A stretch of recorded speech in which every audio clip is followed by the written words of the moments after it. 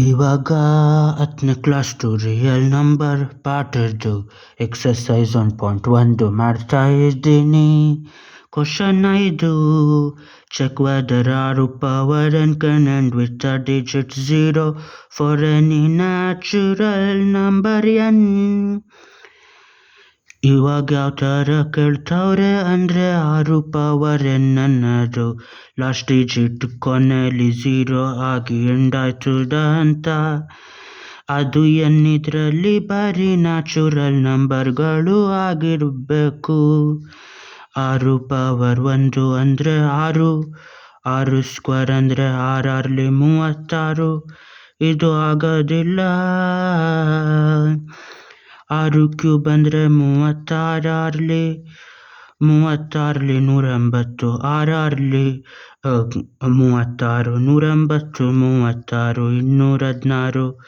ಇನ್ನೆಷ್ಟೇ ಸತಿ 6ನ್ನ ಮತ್ತೆ ಕೊನೆಗೆ ಗುಣಿಸಿದ್ರು ಕೊನೆಯಲ್ಲಿ ಉಳಿಯೋದು ಇದ್ರಲ್ಲಿ 6 ಅಷ್ಟೇ.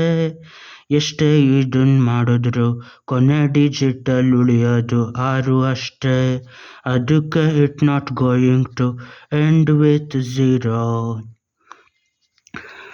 It not going to end with 0.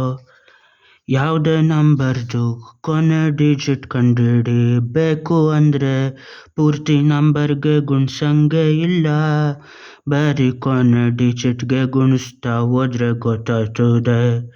ಅದೇ ಥರ ಈ ನಂಬರಲ್ಲಿ 6 ಪವರ್ n ಯಾವುದೇ ನ್ಯಾಚುರಲ್ ನಂಬರ್ ಹಾಕಿದ್ರು ಕೊನೆಯಲ್ಲಿ ಎಂಡ್ ಆಗೋದು 6ರಲ್ಲೇ.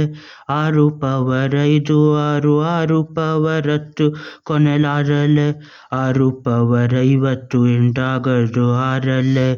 6 ಪವರ್ 100 6ರಲ್ಲೇ. 6 ಪವರ್ 1000 ಕೊನೆಯಲ್ಲಿ ಎಂಡ್ ಆಗೋದು ಬರೀ 6ರಲ್ಲೇ. ಅದಕ್ಕೆ 6 ಪವರ್ ಯಾವುದೇ ನಂಬರ್ n ನ್ಯಾಚುರಲ್ ಆಗಿದ್ರೆ ಲಾಸ್ಟಲ್ಲಿ ಬರೋದು 6. ದೊಡ್ಡದಾಯ್ತಾ ಹೋಯ್ತದ ನಂಬರ್ ಲಾಸ್ಟಲ್ಲಿ ಬರೋದು ಬರೀ 6. ಅದೇ ಥರ ಬೇರೆ ಫ್ರಾಕ್ಷನ್ ಇಲ್ಲ ಡೆಸಿಮಲ್ ಪವರ್ ಆದಾಗ ಚಿಕ್ಕ ನಂಬರ್ ಬರೋದಾಯ್ತದೆ. ಆದರೆ ಅಲ್ಲಿ n ಅಂದರೆ ಬರೀ ಇಂಟೆಜರ್ ಅಂತ ಕೊಟ್ಟಿರೋದು, ಹಂಗಾಗಿ ಅಲ್ಲಿ ಎಂಡ್ ಆಗೋದು 6. ಬಾಯ್.